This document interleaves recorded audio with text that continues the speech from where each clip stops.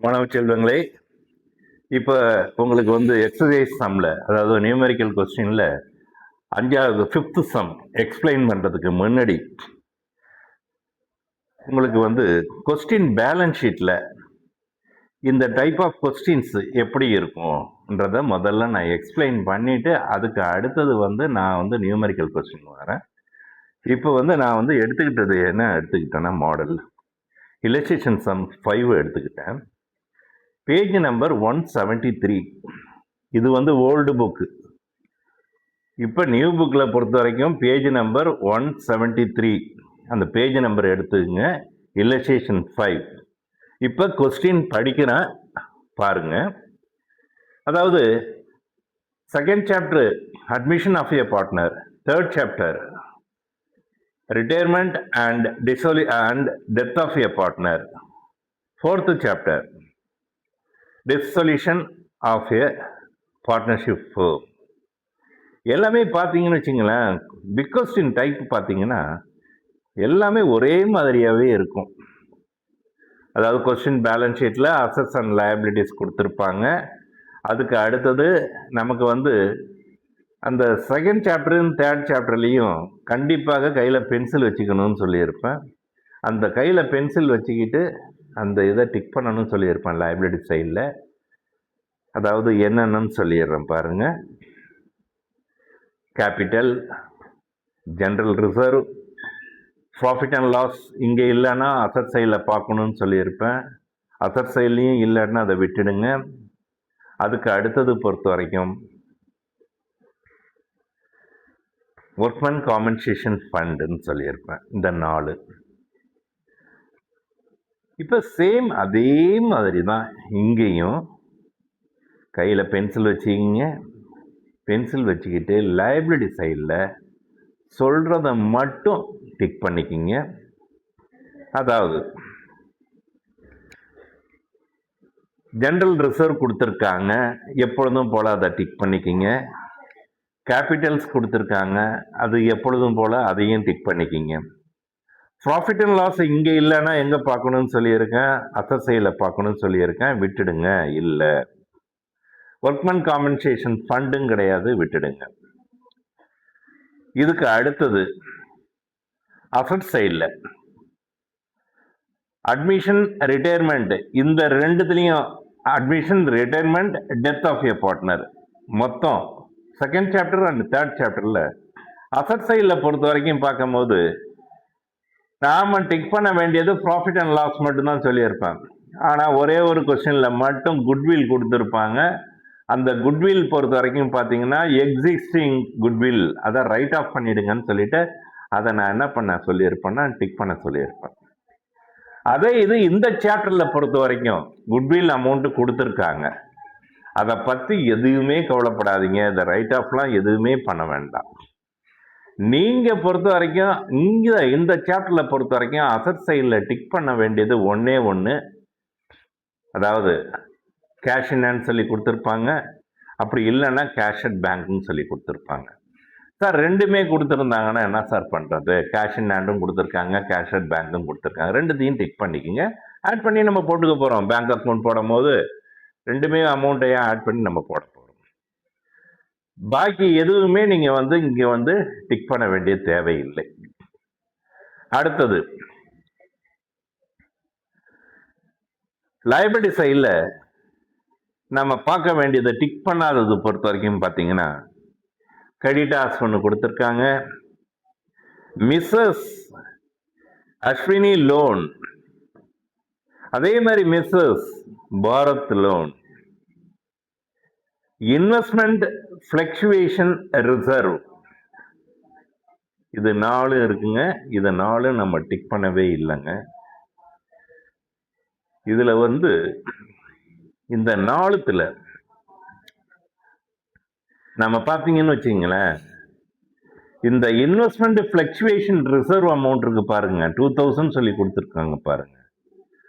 அது வரைக்கும் உள்ளது வந்து நமக்கு லயபிலிட்டிஸில் டிக் பண்ணாதது. வார்த்தையை நல்லா கவனிச்சிக்கிங்க. டிக் பண்ணாதது லயபிலிட்டிஸில் பொறுத்த வரைக்கும் 4 ஐட்டம்ஸ். கிரெடிட்டார்ஸ் ஒன்று, Mrs A's loan, Mrs B's loan and then investment fluctuation reserve. இது நாளையும் நாம டிக் பண்ணல. அதே மாதிரி அசட் சைடில் நாம டிக் பண்ண வேண்டியது cash in and cash at bank. இப்போ இந்த கொஸ்டின்ல கேஷ் அட் பேங்க் மட்டும் கொடுத்துருக்காங்க, அதை டிக் பண்ணிக்கிங்க. பாக்கி எல்லாமே டிக் பண்ணாமலே இருக்கு, அதை படிக்கிறோம் பாருங்க. Stock 1, investment 2, debtors 3. இந்த டெப்டார்ஸ் கதையில பார்த்தீங்கன்னா ப்ரொவிஷன் ஃபார் டவுட்ஃபுல் டெப்ட்ஸ்ன்னு சொல்லி ஒன்று கொடுத்துருக்காங்க. அது வந்து அசட் சைடில் மைனஸ். அசட் சைடில் மைனஸ் போடுறதும் ஒன்று தான், அதே இது நம்ம லைபிலிட்டி சைடில் கொண்டு வந்து போடுறதும் ஒன்று தான். இப்போ இந்த ப்ரொவிஷன் ஃபார் டவுட்ஃபுல் டெப்ட்ஸை வந்து நீங்கள் லைபிலிட்டி சைடில் கொண்டு வந்து போடுற மாதிரி இருந்தீங்கன்னா மொத்தம் 4 உள்ளது ப்ளஸ் 1 சேர்த்து 5 மாறிடும். நல்ல வார்த்தையை கவனிச்சிங்க. ப்ரொவிஷன் ஃபார் டவுட்ஃபுல் டெப்ட்ஸ் கொஸ்டினில் பொறுத்த வரைக்கும் கொடுத்துருந்தாங்கன்னா, அசட் சைடில் கொடுத்துருந்தாங்கன்னா அதை வந்து மைனஸில் தான் கொடுத்துருப்பாங்க. அசட் சைடில் மைனஸ் பண்ணுறது ஒன்று தான், அதை தூக்கி லைபிலிட்டி சைடில் போடுறது ஒன்று தான். அப்போ லைபிலிட்டி சைடில் பொறுத்த வரைக்கும் ஏற்கனவே படித்து சொன்னதில் 4 சொல்லியிருந்தேன். கிரெடிட்டார்ஸ் 1 சொல்லியிருந்தேன், அதுக்கு அடுத்தது மிஸ்ஸஸ் ஏஸ் லோன் சொல்லியிருந்தேன், அதுக்கு அடுத்தது மிஸ்ஸஸ் பீஸ் லோன் சொல்லி ஒன்று சொல்லியிருந்தேன், இன்னொன்று வந்து இன்வெஸ்ட்மெண்ட் ஃப்ளக்சுவேஷன் ஃபண்டு. அடிஷனலாக இது ஒன்று சேர்த்துக்குங்க 5வது provision for doubtful debts.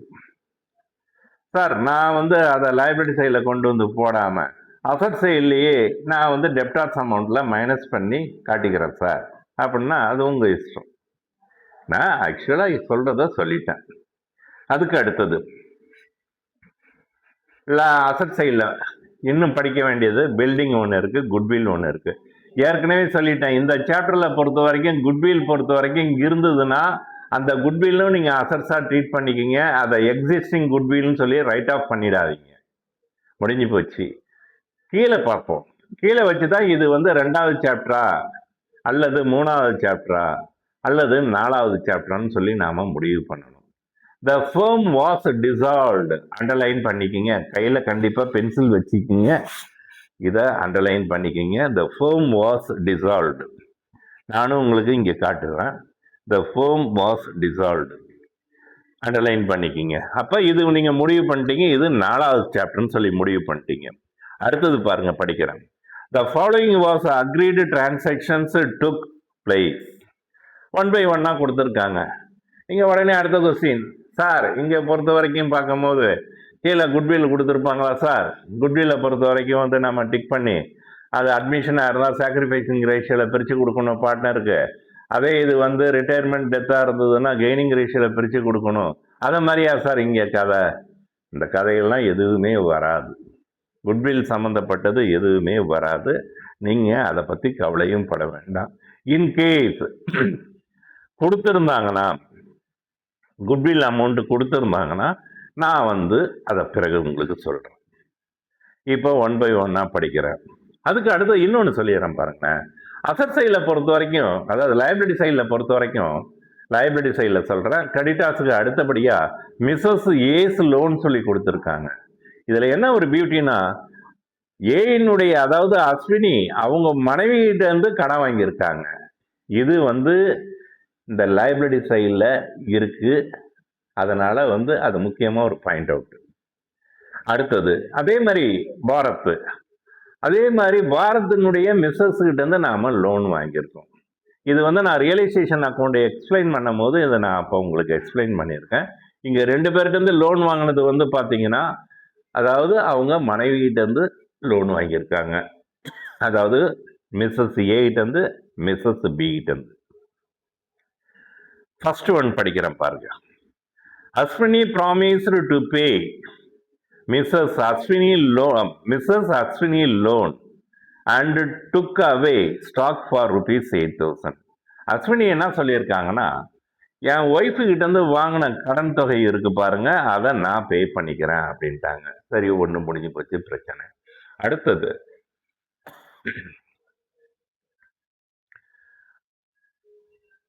ஸ்டாக்னுடைய amount இருக்கு பாருங்களேன், அதை 8000 ரூபாய் வேல்யூ போட்டு நான் எடுத்துக்கிறேன்னு சொல்லிட்டாரு. யார் சொல்லிட்டா? மிஸ்டர் அஸ்வினி. ஓகே, அடுத்தது அதே மாதிரி மிஸ்டர் பாரத் சொல்றாரு பாருங்க.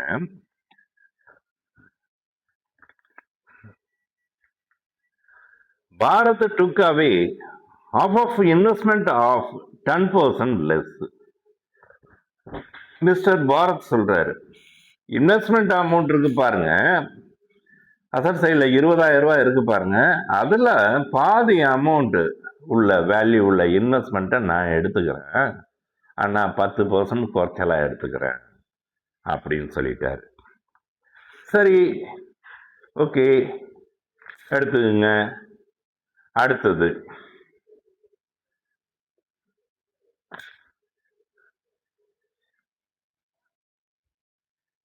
debtors realized for rupees 38,000. Debtors அமௌண்ட்டை வந்து நாம பிஸ்னஸ் க்ளோஸ் பண்ணும் போது அவங்க கிட்ட இருந்து நம்ம கலெக்ட் பண்ணது எவ்வளவுன்னா 38,000 கலெக்ட் பண்ணியிருக்கோம்.